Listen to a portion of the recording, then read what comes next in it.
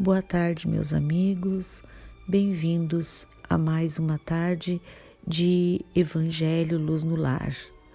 Momento esse que nos dedicamos ao Pai, que nos dedicamos à prece, pedindo muito amparo, muita proteção, não só ao nosso lar, mas toda a nossa vizinhança, sabendo que a espiritualidade nos protege, imanta o nosso lar, a nossa vizinhança e toda a nossa rua, nos protegendo, nos amparando, nos dando toda a força e coragem necessária para seguirmos em frente. Então, pedimos aos amigos que estão começando a fazer o Evangelho que sigam alguns passos básicos, que são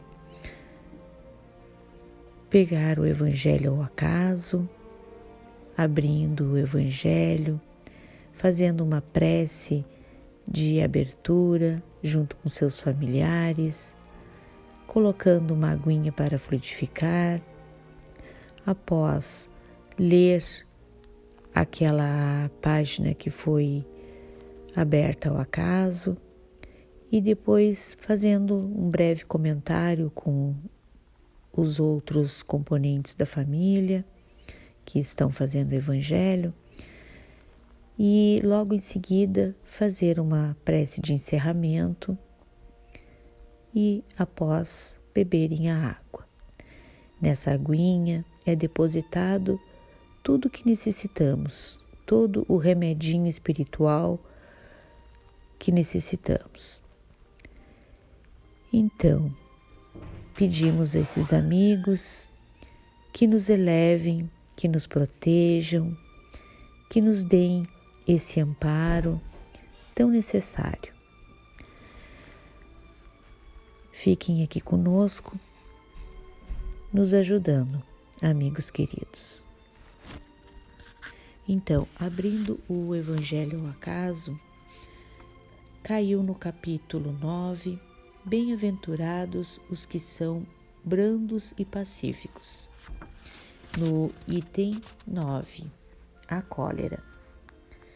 O orgulho vos induz a julgar-vos mais do que sois, a não suportardes uma comparação que vos possa rebaixar, a vos considerardes, ao contrário, tão acima dos vossos irmãos, quer em espírito, quer em posição social, quer mesmo em vantagens pessoais, que o menor paralelo vos irrita e aborrece. Que sucede então? Entregai-vos à cólera. Pesquisai a origem desses acessos de demência passageira que vos assemelham ao bruto, fazendo-vos perder o sangue frio e a razão. Pesquisai, e quase sempre deparareis com o orgulho ferido, que é o que vos faz repelir, coléricos, os mais ponderados conselhos, senão o orgulho ferido por uma contradição, até mesmo as impaciências que se originam de contrariedades, muitas vezes pueris, decorrem da importância que cada um liga à sua personalidade, diante da qual entende que todos se devem dobrar. Em seu frenesi, o homem colérico a tudo se atira, à natureza bruta, aos objetos inanimados, quebrando-os porque lhes não obedecem. Se nesses momentos pudesse ele observar-se a sangue frio, ou teria medo de si próprio, ou bem ridículo se acharia. Imagine ele por aí que impressão produzirá nos outros, quando não fosse pelo respeito que deve a si mesmo. Cumpria-lhe esforçar-se por vencer um pendor que o torna objeto de piedade. Se ponderasse que a cólera a nada remedeia, que lhe altera a saúde e compromete até a vida, reconheceria ser ele próprio a sua primeira vítima. Mas outra consideração, sobretudo, devera contê-lo, a de que torna infelizes todos os que o cercam. Se tem coração, não lhe será motivo de remorso fazer que sofram os entes a que mais ama? E que pesar mortal se num acesso de fúria praticasse um ato que houvesse de deplorar toda a sua vida. Em suma, a cólera não exclui certas qualidades do coração, mas impede se faça muito bem e pode levar à prática de muito mal.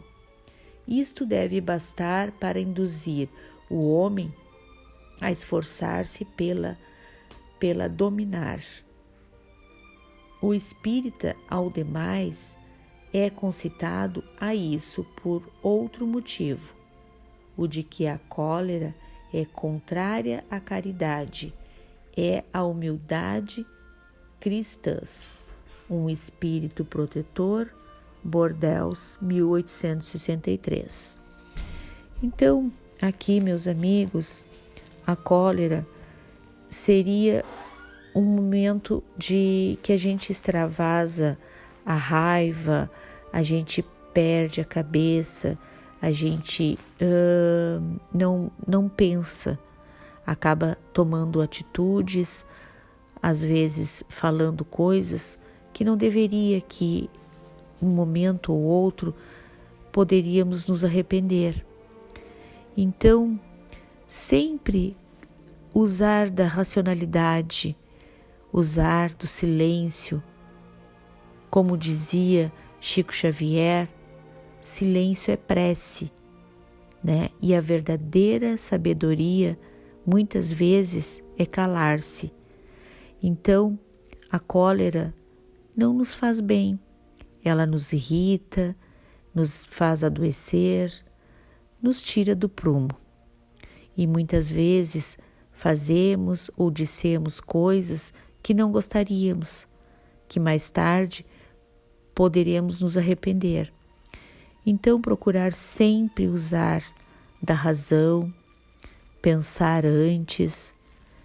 Muitas vezes, antes de dizer ou fazer alguma coisa para o nosso irmão, nos colocar no lugar deste irmão.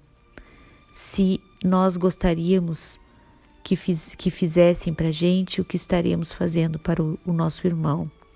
Então devemos sempre nos colocar no lugar do outro, procurar pensar mais com a razão, sem ofender, sem praticar o mal, que muitas vezes a gente pode se arrepender. Então, este capítulo ao qual nós lemos agora nos faz refletir, nos faz pensarmos melhor, ficarmos mais brandos e nos dedicarmos a esse plano espiritual, aos estudos, à prática do Evangelho, sabendo-se que quando praticamos o Evangelho, quando nos dedicamos, nos ligamos, nos conectamos à espiritualidade, tudo fica mais calmo, mais tranquilo, mais fácil de conseguirmos resolver.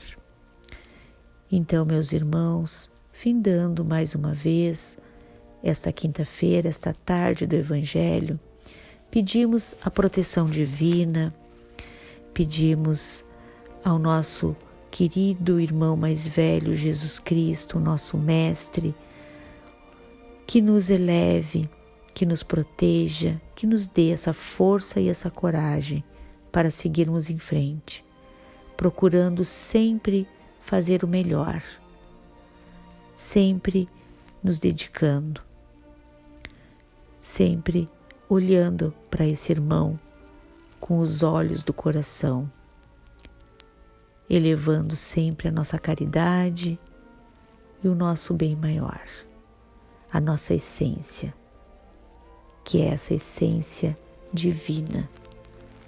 Ao final de contas, somos todos irmãos, filhos do mesmo Pai. Que assim seja.